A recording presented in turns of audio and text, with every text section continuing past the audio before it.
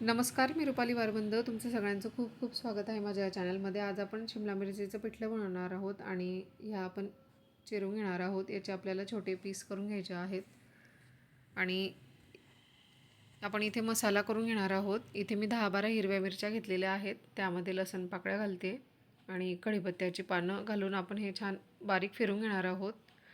आणि शिमला मिरचीचे सुद्धा काप तयार आहेत. आपण फोडणी घालणार आहोत. इथे मी आवश्यकतेनुसार तेल घातलेलं आहे. त्यामध्ये आपण जिरे राई घालून देणार आहोत, कढीपत्त्याची पानं आणि ग्राइंड केलेला मसाला घालून देणार आहोत आपण. आणि छान परतत राहायचं आहे. बारीक कापलेला कांदा आणि कांदा आपल्याला 2 मिनटं परतून घ्यायचा आहे तेलामध्ये. मसाला छान परतून घ्यायचा आहे.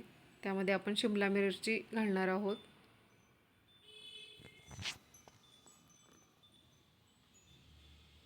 आणि हे छान परतून घ्यायचं आहे आपल्याला. आणि झाकण ठेवून 2 मिनटं आपण हे वाफून घेणार आहोत. त्यानंतर हे छान परतून घ्यायचं आहे. हळद घालणार आहोत आपण.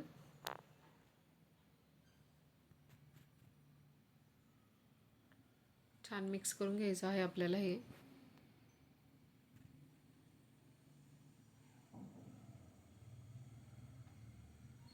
आणि पुन्हा हे आपण झाकण ठेवून वाफून घेणार आहोत. त्यामध्ये आपण मीठ घालणार आहोत थोडंसं.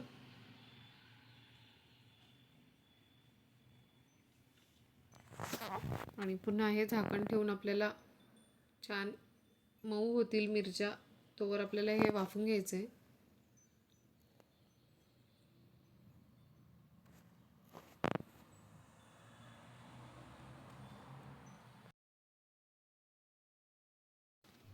आणि यामध्ये आपण चणा डाळीचं पीठ मिक्स करणार आहोत आणि हे थोडं थोडं मिक्स करत राहायचं आहे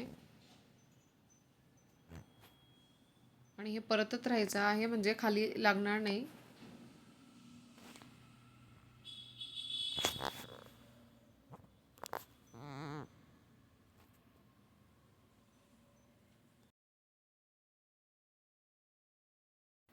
आणि चणा डाळीचं पीठ हे मी 1 ते 1.5 कप घेतलेलं आहे आणि हे छान मिक्स करून घ्यायचं आहे आपल्याला. कंटिन्युअसली मिक्स करत राहायचं आहे म्हणजे पदार्थ हा खाली लागत नाही.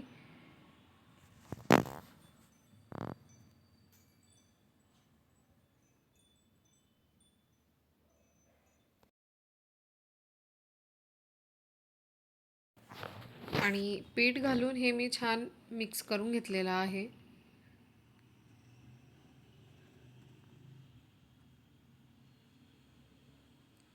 आणि यामध्ये आपण चवीनुसार मीठ घालणार आहोत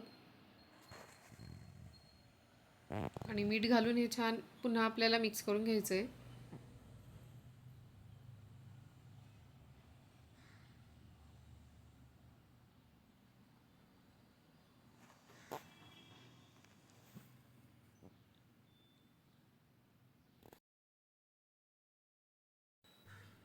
आणि इथे थोडंसं पाणी घेते मी आणि हे वरतून आपण स्प्रेड करणार आहोत म्हणजे छान वाफून होईल पिठलं. आणि झाकण ठेवून आपण हे वाफून घेणार आहोत. आणि 2 मिनिटानंतर आपण हे परतून घेणार आहोत.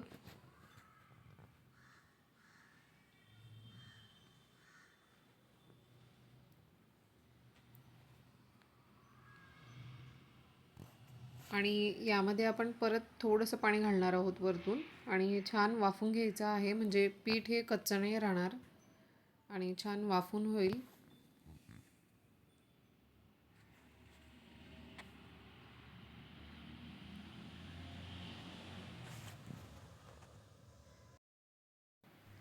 आणि पिठलं हे वाफून झालेलं आहे. आपण हे परतून घेणार आहोत.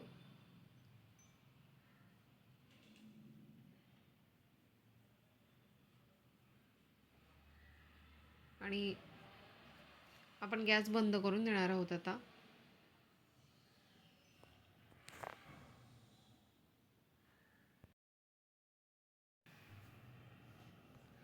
आणि चटपटीत असं शिमला मिरचीचं पिठलं हे तयार आहे. आजची ही रेसिपी तुम्हाला आवडली असेल तर लाईक करा. हा व्हिडिओ तुम्ही शेअरही करू शकता तुमच्या फ्रेंड्स ग्रुपवर आणि तुमच्या काही कमेंट्स असतील तर त्या तुम्ही मला खाली कमेंट्स बॉक्समध्ये पाठवू शकता. आणि नवीन असाल तर चॅनलला सबस्क्राईब करा. पुन्हा भेटू अशाच एका छानशा रेसिपीसोबत. तोपर्यंत बाय.